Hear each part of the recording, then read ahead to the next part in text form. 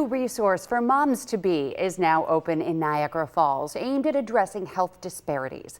Black women in New York are 5 times more likely to die from pregnancy and childbirth. Daybreak's Alexander Rios-Melvilla has more on how a doula center is stepping in to provide support for women of color during one of the most critical times in their lives. Like we have. Every parent wants the best for their little one. But for first-time mom Sharon Mancuso, she's learning everything on the job. The process of birth, I didn't know. I never had a baby before. I knew they came. Sharon had a healthy pregnancy, and when it was time for delivery, her doctors suggested a cesarean section.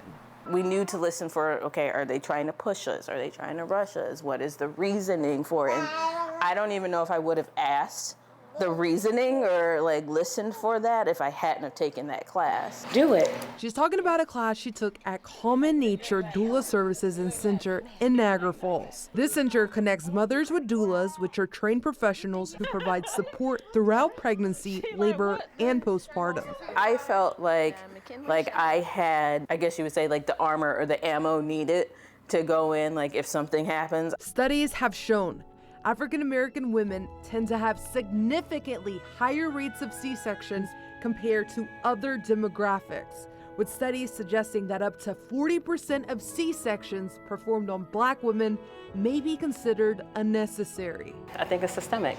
So there's a lack of information, there's a lack of education, there's a lack of value, there's a lack of support, but there's also a huge lack in access as well.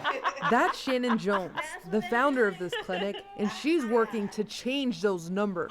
They are confident in their decisions and what they want, what they don't want, but also too giving them the opportunity to make that decision for themselves, to say what feels like care to them. Earlier this year in March, New York State Medicaid began covering doula services for pregnant, birthing, and postpartum people, giving moms like McKinley Charlotte's mom the tools they need to advocate for their own health.